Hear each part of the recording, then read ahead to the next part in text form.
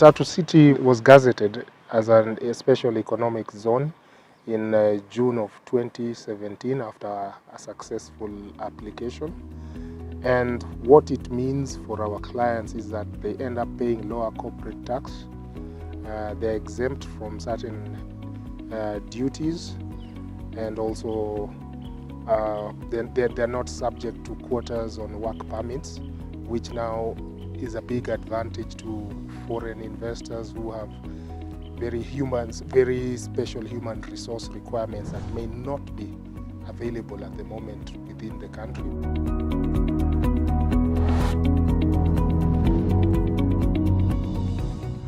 Our major milestones are mainly infrastructural at the moment. So we've rolled out over 20 kilometers of tarmac roads.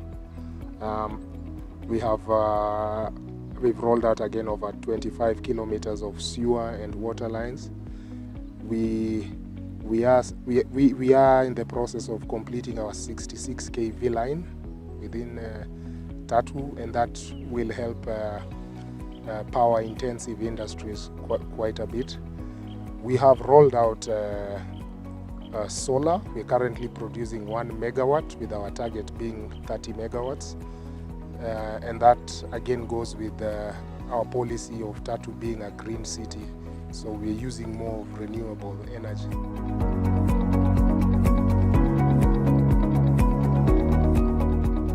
Being a controlled development, we are changing the standards, and gradually our investors are getting to catch up to our vision of what we are trying to do within Tatu.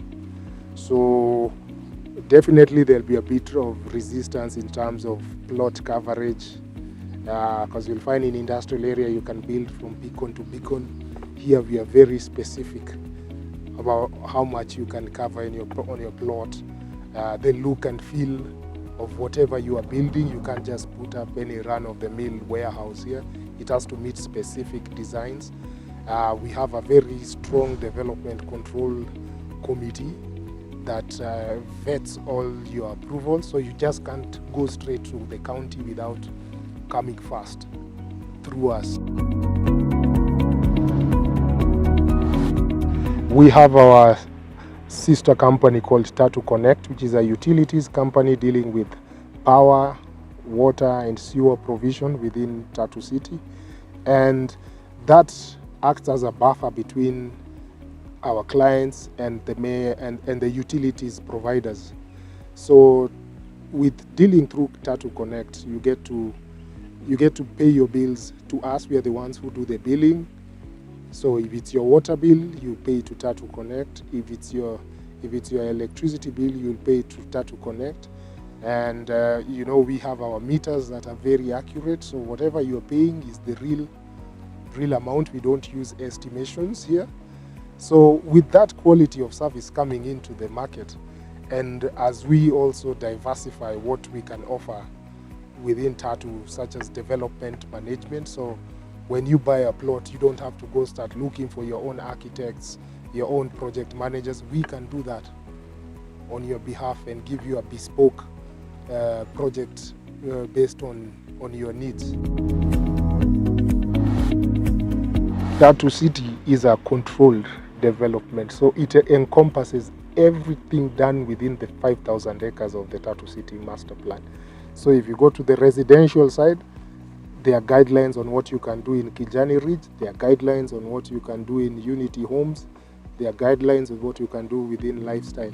So everything done within the city is controlled.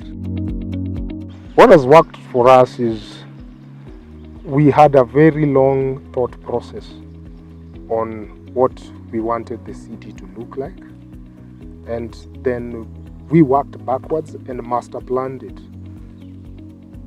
And by doing so, it means that anything we roll out as Tatu, when we look at things like infrastructure, location, everything is properly planned. There's nothing haphazard about the city. And that has really worked for us when we show people where, say, their kids can go to school, where their offices can be, where they can live, and where they can set up their factories. Everything is close enough.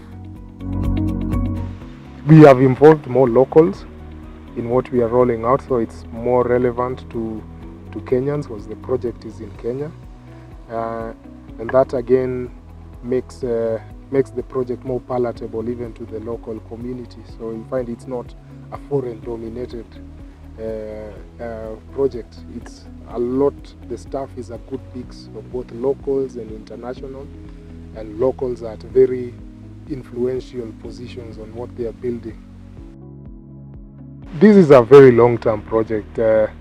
We've currently done about 15% of what we intend to do, so we still have an 85% to go, and that will take us about 15 to 25 years.